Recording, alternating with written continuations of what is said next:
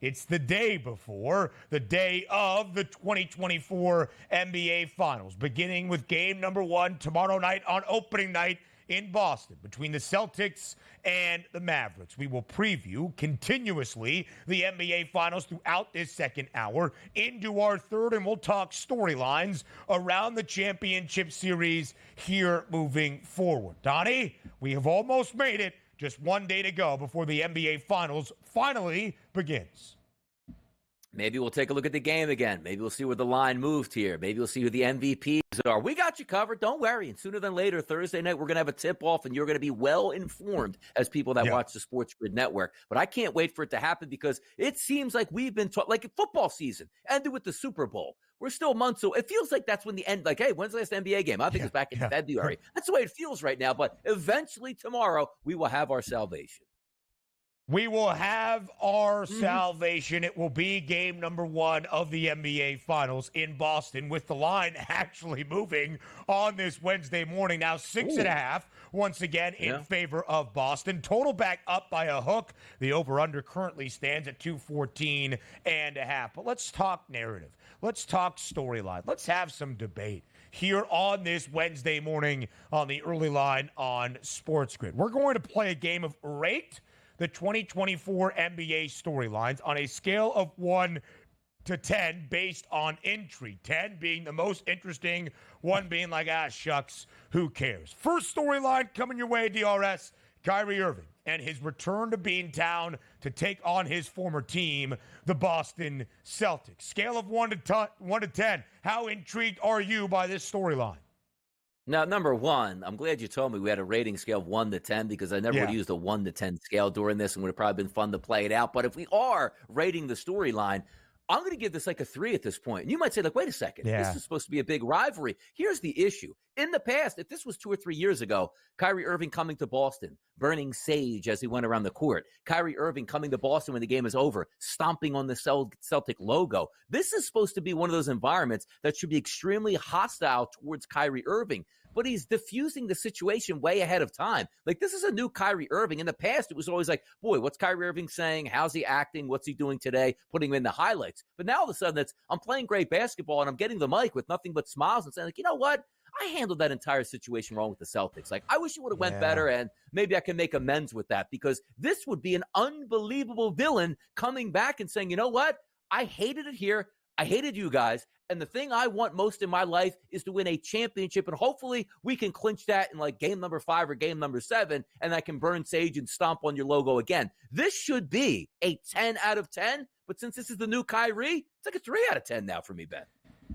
Yeah, I agree. I would give it a 5 just because I do believe the Boston crowd will boo him ruthlessly and relentlessly on game number 1's opening night tomorrow inside TD Garden. It is not going to be you know what, Kyrie, you were right. Thanks for maturing and growing up just a little bit. Welcome back to TD Garden. In fact, it might be the complete opposite of that. Some gnarly things are probably going to be said on a Thursday night in Beantown. But from Kyrie's perspective, he doesn't want to play the villain. We are not going to get the great viral clip of him burning sage on Dallas's sideline, getting ready for game number 1, walking the hallowed halls of TD Garden. It's not going to be the case. Kyrie has owned his moments in Boston. He was there for 2 years, from 2017 through 2019, and said at that stage of his life, he wasn't mentally prepared to be in that situation in Beantown. He did not handle it properly. Now, I think you can give Kyrie a little bit of credit for that.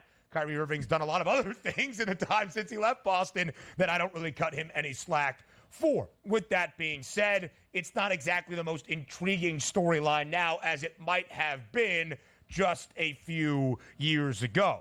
But it's not the only reunion in the 2024 NBA Finals. Kristaps Porzingis say hello once again to the Dallas Mavericks. Scale of 1 to 10, or whatever scale you would like to use, DRS. How intrigued are you by KP facing off against the Mavs?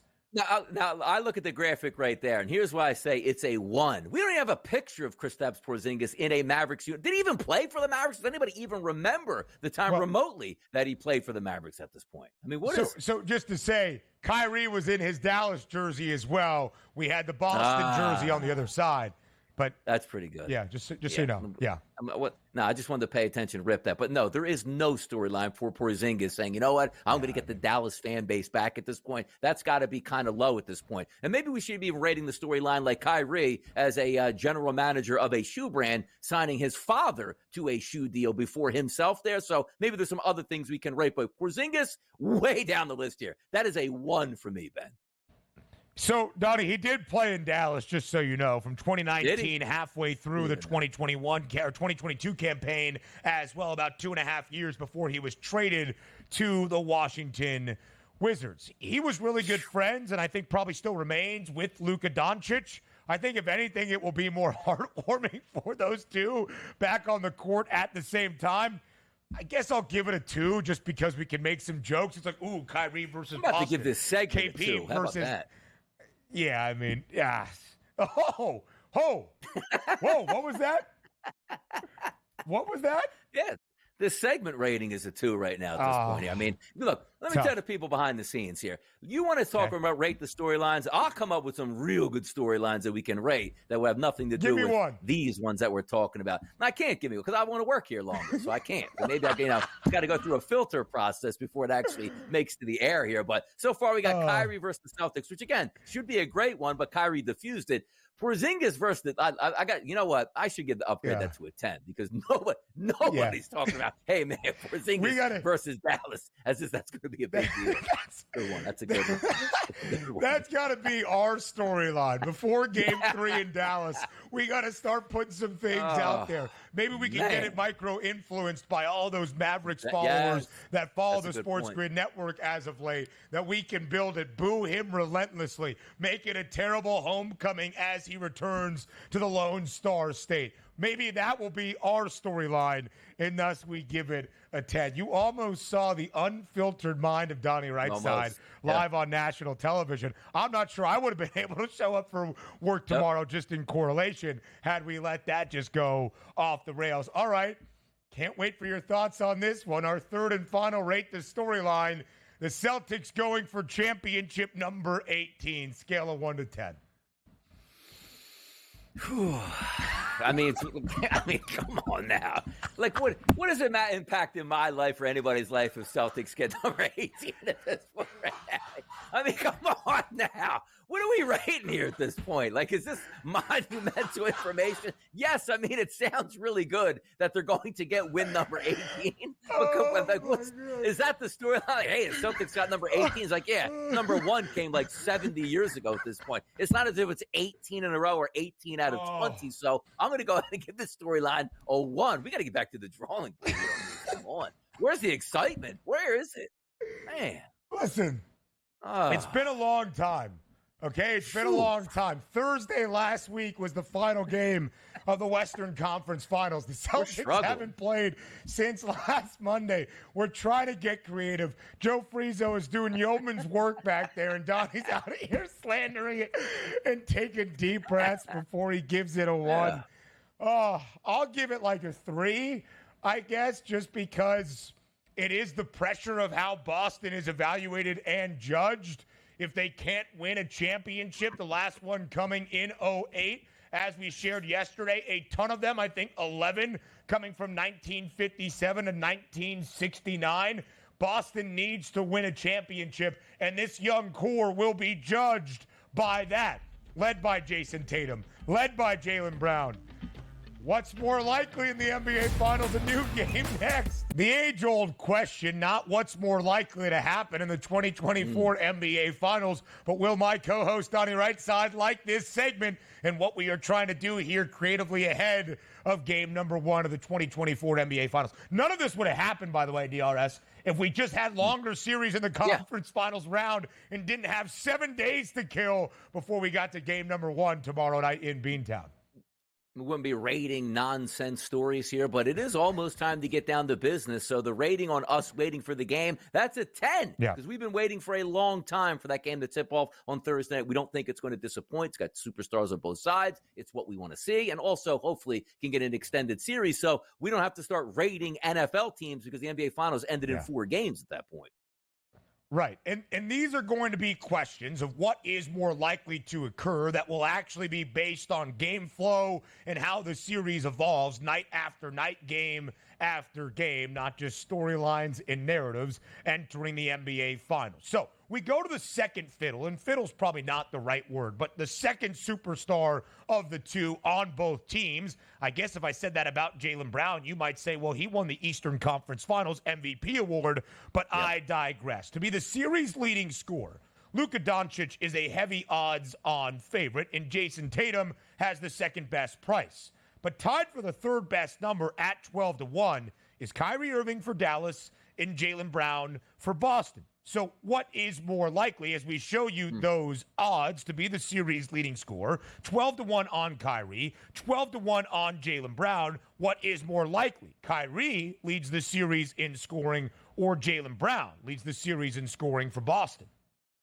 That's an interesting scenario because you take a look at, 12-1 and 12-1, but I don't think it's equal on both sides. Now, you might take a look and say, well, there's more scorers on the Celtics, so it might be a little bit harder where you are only looking at the Dallas Mavericks as it's either going to be Doncic and or Kyrie Irving on that side. So sort of that equator was, okay, do you think that Kyrie Irving's going to score more than Luka Doncic? I don't think that's the case. But when we take a look at the Celtics, I do believe that Jaylen Brown has a legitimate chance to overtake Jason Tatum as the point-scoring leader. Now, granted, the question isn't asking like either side of that, because you could have like, hey, look at this. Leading scorer is going to be Jaylen Brown. Then the opposite side, Tatum plays a little bit better, but he beats out Kyrie Irving. You see the point I'm trying to make here. But if I'm being optimistic here, Jaylen Brown to me is the better overall scorer. And I do think that he has a chance to average in the high 20s, which is probably what it's going to take to be the top scorer in the series. Where when I look at Kyrie Irving, like, yes, he has the ability to score 30 points, and you might even use it as extra motivation, even though Kyrie publicly is not saying like, boy, I would really love to go in there and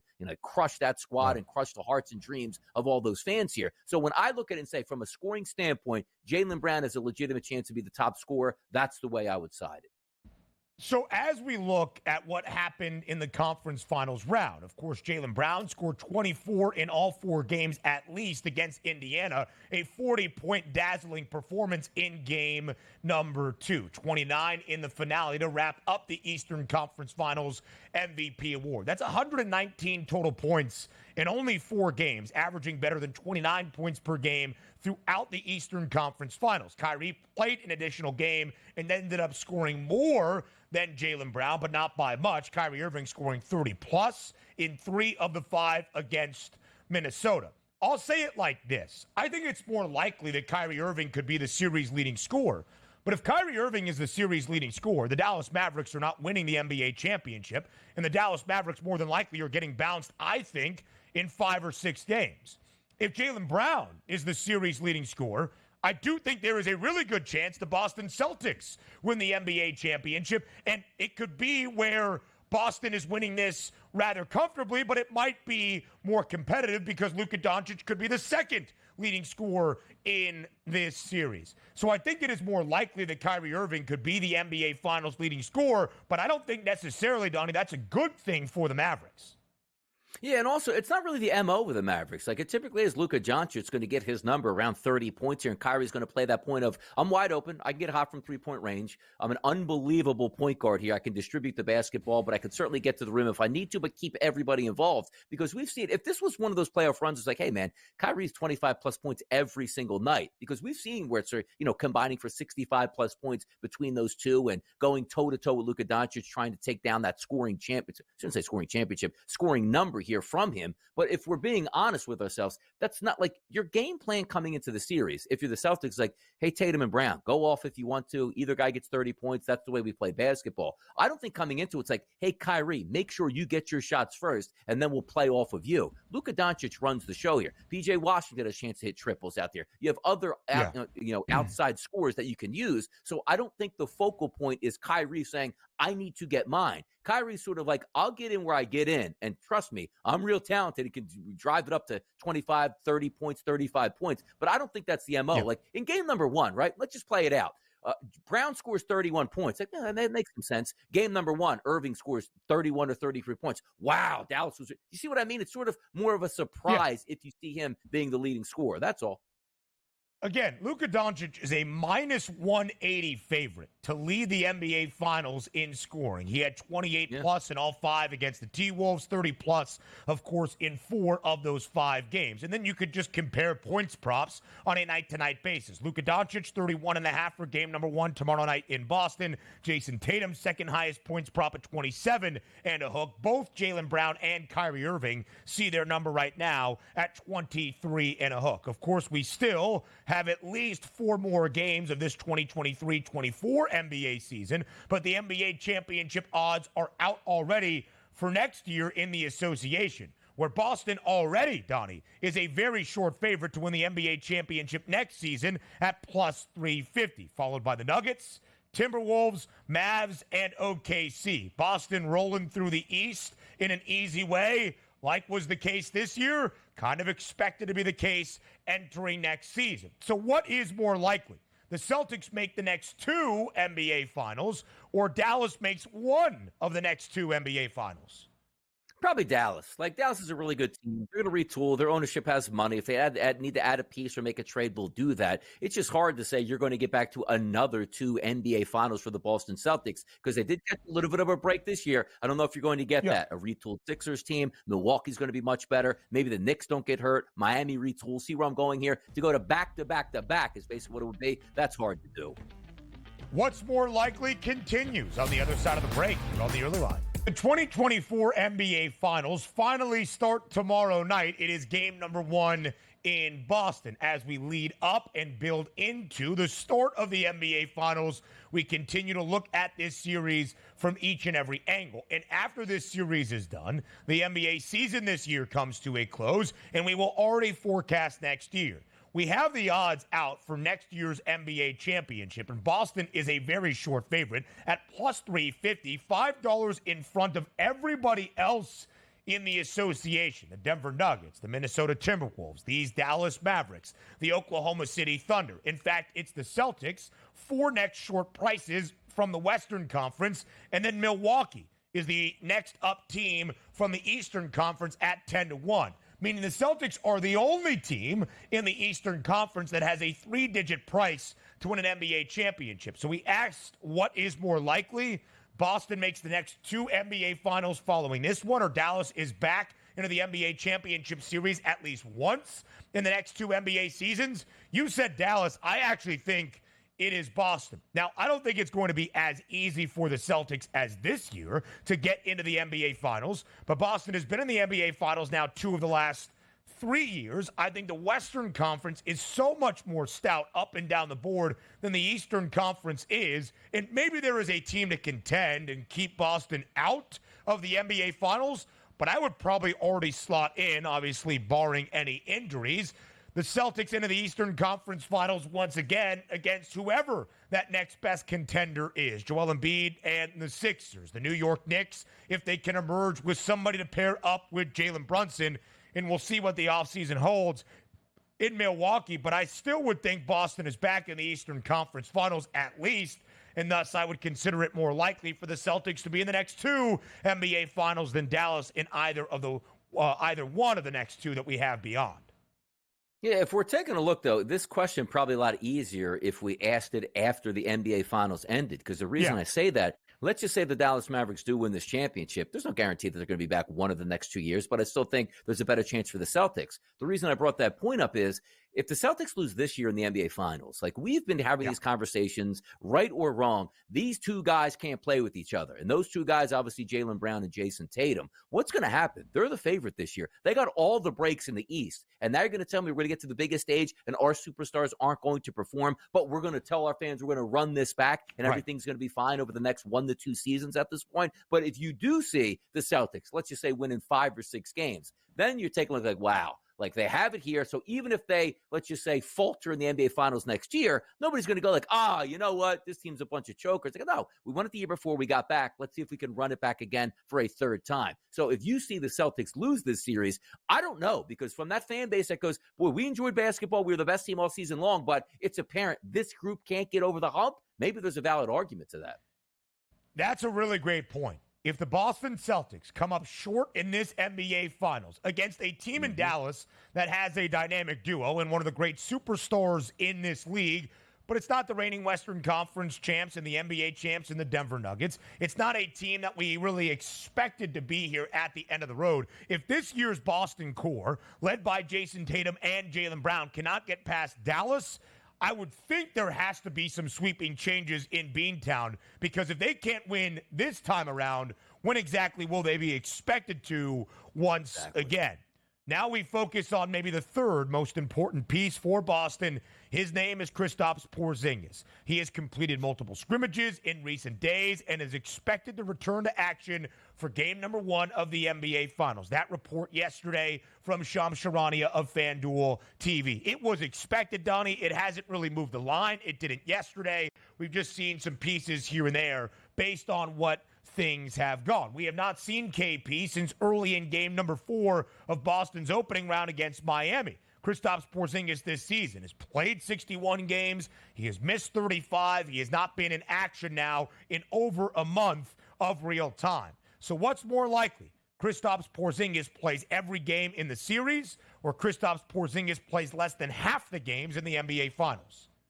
Easily playing every game in the series. And the answer I use in that is because they've actually been given extra time. If they needed Porzingis to come back, he probably could have hobbled up and down the court like OG Anunoby, as we saw for the Knicks, who had no business being back in the game. It's like, hey, we're on the ropes at this point. If I can give you anything, I'm going to try to help my team out. So I do think he's going to play limited minutes. When I say limited minutes, that doesn't mean 5 minutes a game. He's not going to get 30 minutes right off the bat here. He'll play good basketball, but I think he plays in every game. I do. Kristaps Porzingis is playing every game of the NBA Finals. Dr. Donnie has been on it. Hamstring calf injury, something you need to take a while to nurse. He's had over a month to do just that.